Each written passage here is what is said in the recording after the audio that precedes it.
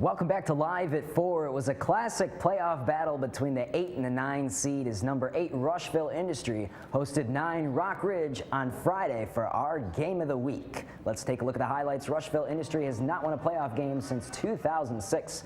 First play from scrimmage, Ethan Downs fakes out our cameraman a little bit right there, and Rock Ridge defense going 60 yards for the touchdown. Only 15 seconds into the game, 7-0 Rushville Industry, 5:58 left in the first quarter. Rock Ridge quarterback Michael Griffin rolls and finds Alex Harrison for the touchdown strike. Game tied at 7. Then later on in the first quarter, we'll see a muffed punt picked up by Rushville's Jacob Kunkel that led to another Rushville Industry touchdown run. And the other downs, Christian Downs on the quarterback keeper from the sideline for a nice 67-yard touchdown run with 6:37 left in the second quarter. That would make it 21-13 Rushville Industry as the shootout continued. Then the game would be tied at 21 at half. Downs to the air now on third quarter. Hooks up with Ryan Hank.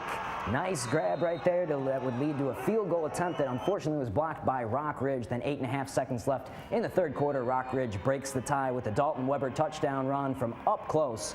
And Rock Ridge would pull away for a 36-21 victory.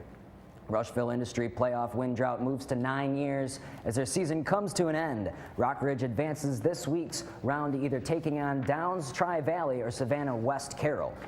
Western Illinois Winds basketball started off their preseason on Friday night against the William Woods Owls. Western would head to the second half up 40-28 and outscore the Owls in the second half 40-13. Add those two scores together and the Leathernecks would go on to win 80-41. Michelle Farrell, Emily Clemens, Sophie Reichelt, and Michelle Maurer all scored in double figures. The next preseason game will be this Thursday at home against Truman State. Tip-off at 7 p.m.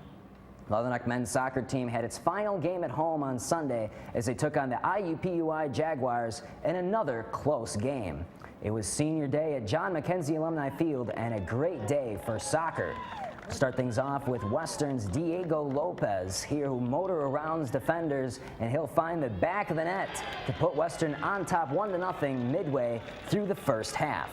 Then just 6 minutes later, it'd be McLean Johnson who will cross it around to a sneaky Drew Whalen around the backside with a header past the keeper for Western's second goal of the game. They'd go up 2-0 against the Jaguars. Then right before the first half it would end, IUPUI would answer as Christian Soto nails the corner for the Jaguars' first goal.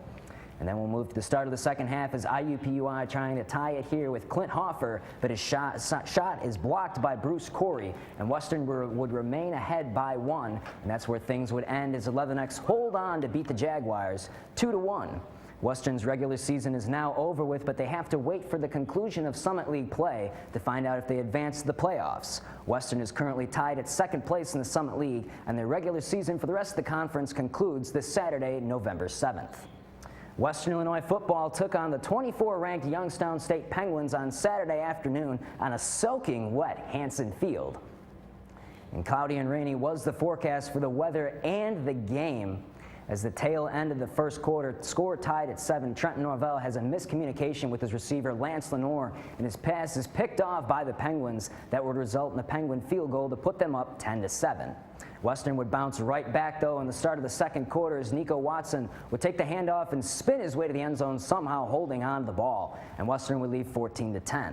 The Penguins, though, it's their turn now to answer right back as Jody Webb rushes 9 yards to the outside and to the end zone for the Penguins to retake the lead 17-14 with 7 minutes remaining in the second quarter. Youngstown would head to half up 20-14, but Western would get things going back early in the third quarter as Nico Watson would run a short 2 yards and push his way to the end zone, and Western would go up 21-20. That lead didn't last long as Youngstown would kick a field goal. Then late in the third, Western would have the rest of the game on their last drive from the 7. 4 incomplete passes would wrap up the game. The Leathernecks would fall 23-21 on an overall gloomy performance from the weather and the offense. They head to North Dakota this Saturday to the Fargo Dome to take on the Bison. Kickoff is set for 2:30 p.m. and I don't think we'll have to worry about the weather too much as this game's going to be in a dome on Saturday.